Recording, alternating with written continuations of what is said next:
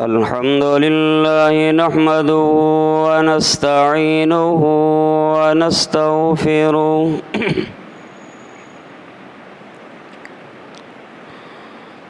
ونعوذ بالله من شرور أنفسنا ومن سيئات أعمالنا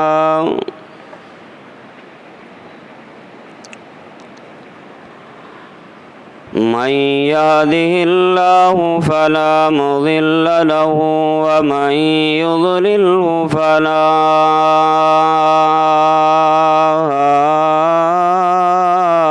هادي له وأشهد أن لا إله إلا الله وأشهد أن محمدًا عبده ورسوله اللهم صل على محمد وعلى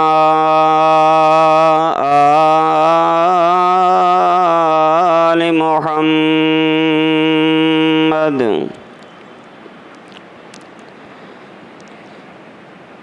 كما صليت على إبراهيم وعلى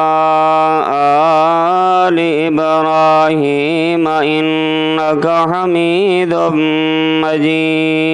مجيد اللهم بارك على محمد وعلى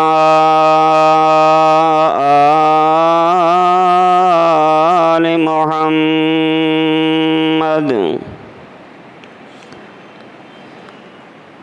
كما باركت على إبراهيم وعلى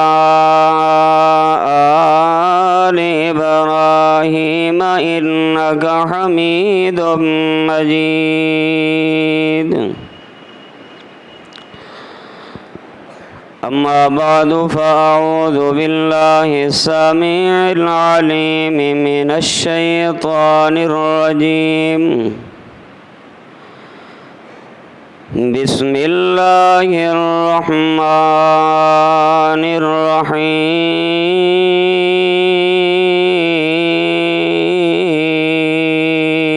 الرحيم خذ من أموالهم صدقة تطهرهم وتزكيهم بها وصل عليهم إن صلاتك سكن لهم والله سميع عليم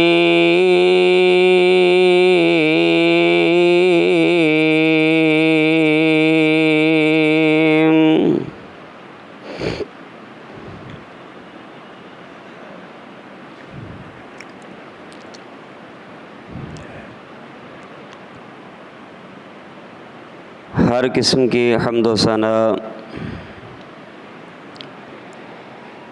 کبریائی بڑائی یکتائی تنہائی شہنشاہی اور بادشاہی اللہ وحدہ لا شریک کے لیے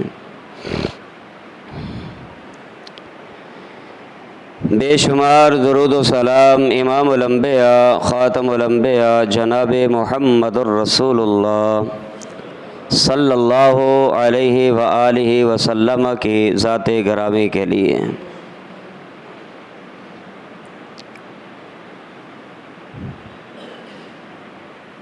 21 شعبان 1443 ہے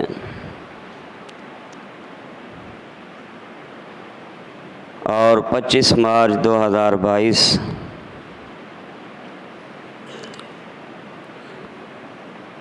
ماہ رمضان کی آمد ہے۔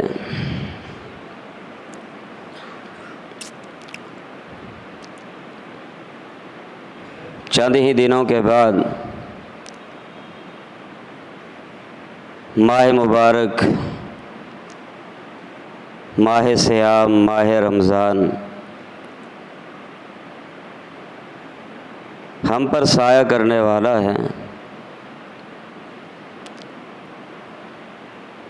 جو ڈھیر ساری اللہ تعالیٰ کی نعمتیں لے کر آنے والا ہے، رحمتیں لے کر آنے والا ہے، بخشش لے کر آنے والا ہے۔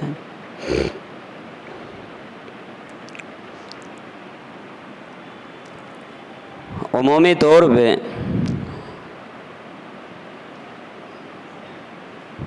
ہمارے معاشرے میں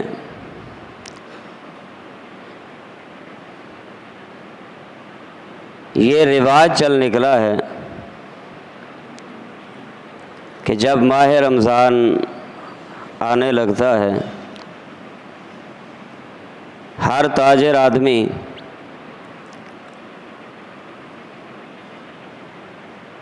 یا جس کے پاس سونا اور چاندی موجود ہوتا ہے، وہ اس کا حساب لگاتا ہے، کیونکہ ماہ رمضان آنے لگا ہے۔ اس مہینے میں ہر تاجر نے اپنے مال کی، اپنے کاروبار کی، اپنی تجارت کی زکوٰۃ نکالنی ہے۔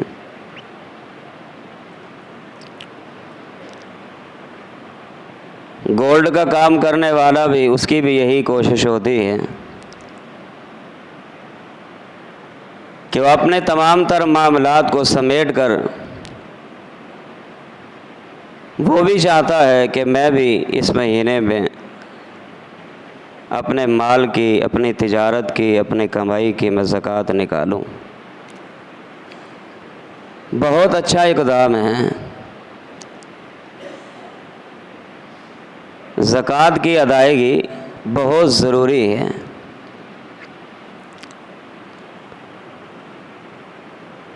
لیکن صحابہ کرام کا جب طرز عمل ہم دیکھتے ہیں یا ہم پیچھے اپنے اسلاف کو دیکھتے ہیں، ان سے قطعاً یہ ثابت نہیں ہے کہ وہ ہر ماہ رمضان میں زکوٰۃ کو نکالا کرتے تھے۔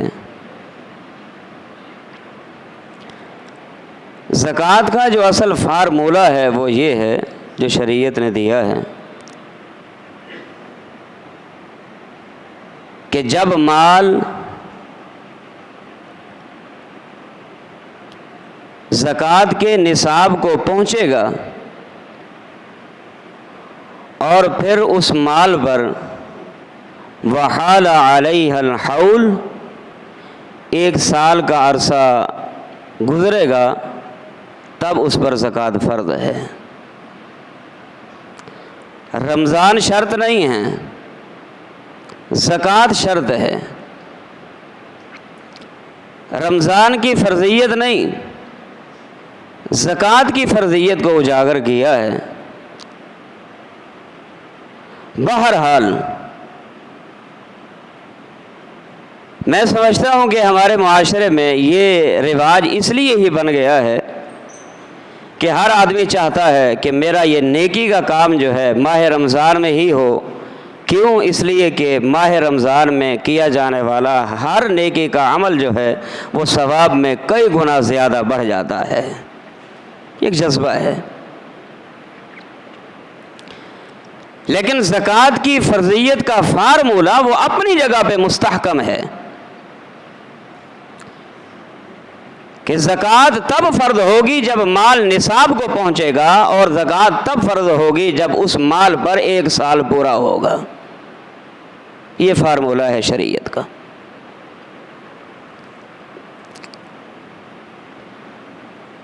زکوٰۃ کا معنی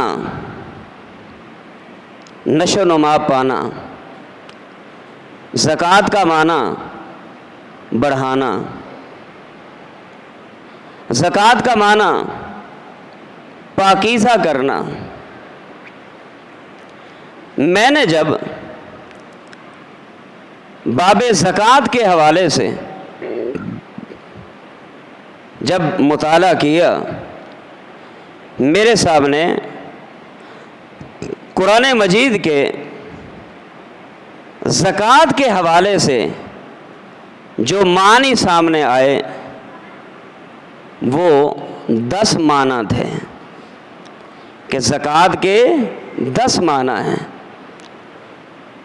ہمارے معاشرے میں یہ بات معروف ہے کہ زکوٰۃ اپنے پیسے کی نکالنا، زکوٰۃ مال سے نکال دینا، یہ زکوٰۃ ہے۔ لیکن جب قرآن و حدیث کا جب مطالعہ کیا جاتا ہے تو قرآن مجید میں لفظ زکوٰۃ 10 معانی کے لیے استعمال ہوا ہے۔ اگر میں ان معانی کو ثابت کرنے کے لیے قرآنی آیات بھی آپ کے سامنے پیش کرنے لگ جاؤں تو سارے جمعے کا وقت جو ہے وہ اسی میں ہی گزر جائے گا۔ بہرحال اپنے علم کے اضافے کے لیے اور آپ کو بتانے کے لیے کہ لفظ زکوٰۃ جو لوگوں میں معروف جس معنی میں ہے وہ معنی بھی ہے، لیکن اس کے علاوہ لفظ زکوٰۃ کے معنی اور بھی ہیں۔ مثال کے طور پہ لفظ زکوٰۃ کا ایک معنی ہے الاقبال علی الخدمت ای الطاعہ، کہ اپنے اندر خدمات کے،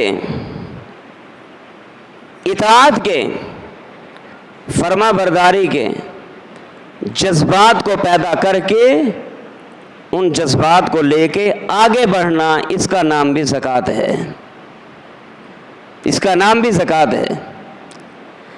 قرآن مجید نے یہی ذکر فرمایا وَمَن تَزَكَّىٰ فَإِنَّمَا يَتَزَكَّىٰ لِنَفْسِهِ، کہ جو بندہ نیکی کے کاموں میں آگے بڑھتا ہے، اطاعت کے کاموں میں آگے بڑھتا ہے، فَإِنَّمَا يَتَزَكَّىٰ لِنَفْسِهِ، اطاعت کے جذبات کو لے کے نیکی کے کاموں میں اگر وہ آگے بڑھے گا اس کا فائدہ اس کو خود ہی ملے گا، خود کو ملے گا۔ یہ بھی زکوٰۃ ہے، یتزکیٰ، اس کا مادہ اور اس کا مخرج بھی زکوٰۃ ہے۔ لیکن یہاں معنی زکوٰۃ کا الاقبال علی الطاعۃ ای علی الخدمۃ، یہ معنی ہے۔ قرآن مجید نے کیا ذکر فرمایا وَمَن تَزَكَّىٰ فَإِنَّمَا يَتَزَكَّىٰ لِنَفْسِهِ، جو بھی پاک ہو جائے، جو بھی پاک ہو جائے وہ پاک اپنے لیے ہوگا۔ کیا معنی؟ جو اپنے آپ کو شرک کی بیماریوں سے بچا لے، اپنے آپ کو موحد بنا لے، جو شخص اپنے آپ کو فحاشی عریانی سے بچا لے اور اپنے آپ کو نیک لوگوں میں شمار کر لے، اور جو بندہ اپنے آپ کو دوسروں کے حق تلفی والی آلودگیوں سے اگر بچا لیتا ہے یتزکیٰ لنفسہ، اس پاکیزگی کا فائدہ اس کو خود ہی ملتا ہے۔ اللہ اکبر۔ ایک دوسرا معنی بھی ہے، وہ کیا ہے؟ زکوٰۃ کا معنی النقاء والطہارۃ۔ اللہ اکبر۔ النقاء والطہارۃ معنی کیا ہے؟ کہ اپنے نفس کی اصلاح کرنا، اپنے دل کی اصلاح کرنا، اپنے جسم کے اعضاء کی اصلاح کرنا، اپنے ظاہر اور باطن کو پاک صاف ستھرا کرنا، اس کا معنی بھی زکوٰۃ ہے۔ ہم نے کیا سمجھ لیا؟ زکوٰۃ بس صرف یہی ہے، جس کے پاس 52.5 تولے چاندی ہے 2.5% یا 40واں حصہ وہ نکال دے، زکوٰۃ ہو گئی۔ جس کے پاس 7.5 تولے سونا ہے وہ 40واں حصہ یا 2.5% زکوٰۃ نکال دے، وہ پاک ہو گیا۔ یاد رکھیے، اگر مال کو پاک کرنے کے لیے آپ 2.5% نکال کے فقراء میں، مساکین میں، حقداروں میں آپ تقسیم کر دیں، یاد رکھیں یہ زکوٰۃ ادا کرنے کے بعد آپ کا مال اس وقت تک پاکیزہ نہیں ہوگا جب تک کہ دینے والے آدمی کا دل پاک نہ ہوگا۔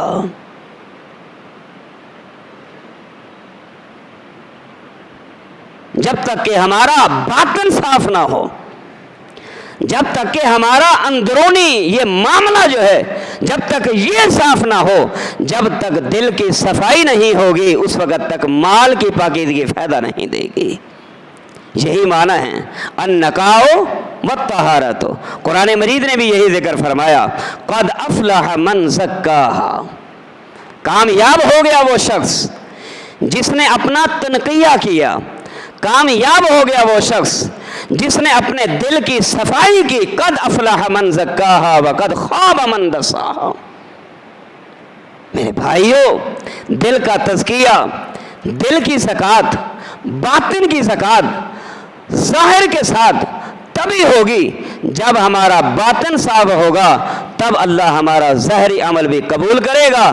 اگر ہم ظاہری عمل کے ساتھ موحد بنتے جائیں، حاجی بنتے جائیں، نمازی بنتے جائیں، ہاں جی، اور تہجد گزار بنتے جائیں، اگر ہمارا دل صاف نہیں، ہمارا باطن صاف نہیں، ظاہری کیے ہوئے اعمال کا کوئی فائدہ نہیں ہے۔